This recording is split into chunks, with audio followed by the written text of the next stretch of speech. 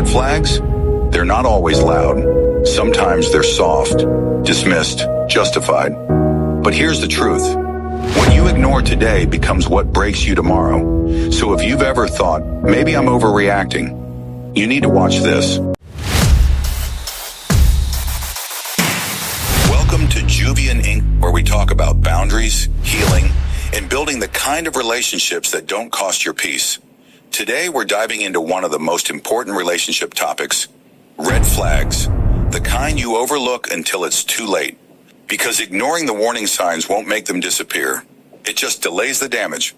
So grab a notebook or just your full attention, because these 10 red flags might save you from years of confusion, heartbreak, or worse, losing yourself in the wrong relationship. Red flag number 1, they make you feel like you're too much. You're too emotional. You overthink everything. It might sound like feedback, but it's actually a silencing tactic. When someone constantly invalidates your feelings, it conditions you to shrink. You stop expressing, stop questioning, stop showing up fully. But here's the truth. The right person won't label your needs as too much. They'll want to understand them. Real talk. If you feel like you're walking on eggshells trying not to be too sensitive, that's not love. It's emotional gaslighting wrapped in charm. Here's what to do. Call it out respectfully. I feel like when I open up, I'm being dismissed instead of understood. If they keep deflecting or mocking you, don't normalize it. Let them limits. Red flag number 2, they only show up when it's convenient. This is what I call selective effort. They're around when it suits them, when they're bored, lonely, or need something. But the moment you need support, they're busy. They're ghosts with great timing. Here's the kicker. It's not about whether they reply to your texts. It's about whether they're emotionally reliable. If their love is only there when it's easy or fun, it's not love, it's convenience. Here's what to do. Stop initiating and watch the pattern.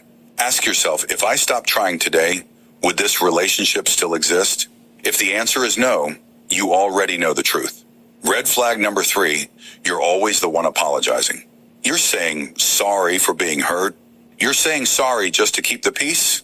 You're saying sorry to make them stay. If every argument ends with you absorbing the blame, even when you're not wrong, that's not a relationship. It's emotional imbalance. In healthy love, accountability is shared. A partner who always needs to win, who flips the script every time, or who weaponizes guilt isn't just unfair. They're emotionally immature or manipulative. Here's what to do. Learn to separate actual wrongdoing from emotional survival. Set a new rule.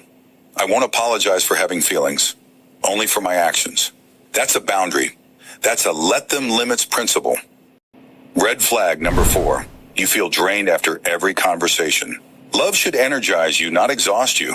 If every phone call, text exchange, or time together leaves you mentally, emotionally, or even physically depleted, it's not chemistry, it's chaos. Pay attention to how you feel after the interaction, not during it. Emotional vampires often mask toxicity with intensity.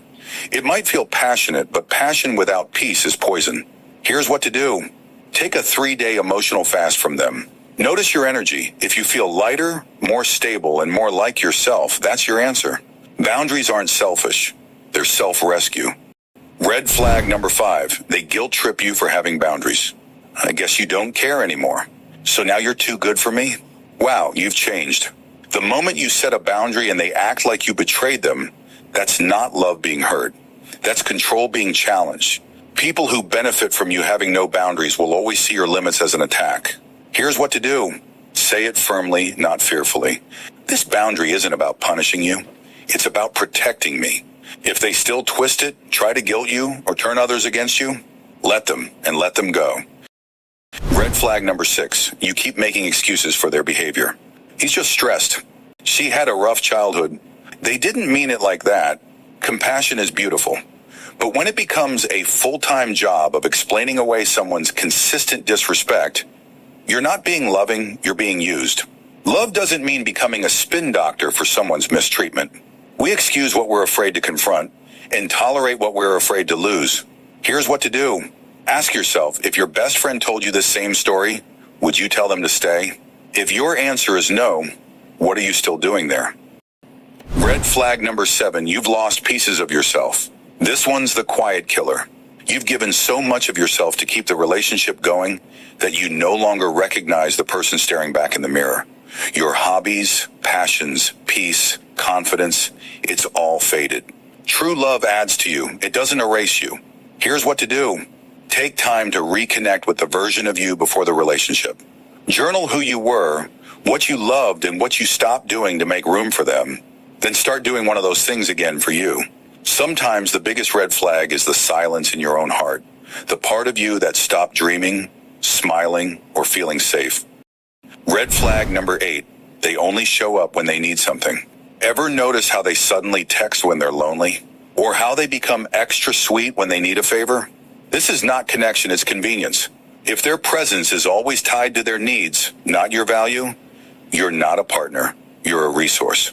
Here's what to do. Start saying no without explanation. If their affection disappears with your availability, it was never real. It was transactional. Red flag number 9. You're afraid to be honest with them. Love should feel safe.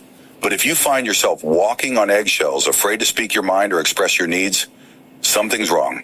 If honesty cost you the relationship, it wasn't a relationship, it was a performance. Here's what to do. Speak your truth gently but directly. If they respond with anger, manipulation, or withdrawal, you just discovered their version of love requires your silence. And that's not love. That's fear-based control. Red flag number 10, you keep hoping they'll change, but they never do. You've given chances. You've had late-night talks, breakdowns, ultimatums. You've prayed, cried, compromised, and still nothing. Hope is beautiful, but false hope is bondage. Waiting for someone to change doesn't make you loyal. Sometimes it just makes you stuck. Here's what to do. Ask yourself, if nothing changes, can I live with this version of them forever? If the answer is no, you already know what to do. If you've seen yourself in any of these red flags, I know how hard it is to walk away. But harder than letting go is staying in a place where you're shrinking just to keep someone else's comfort intact. Peace doesn't beg. Love doesn't punish. Boundaries don't destroy, they reveal what was never real. I didn't just make this video for views. I made it because I lived it. That's why I wrote Let Them Limit's a bold response to the let them theory. It's not about cutting people off to feel powerful. It's about knowing when to let go, when to set a boundary, when to hold on, and how to heal in between.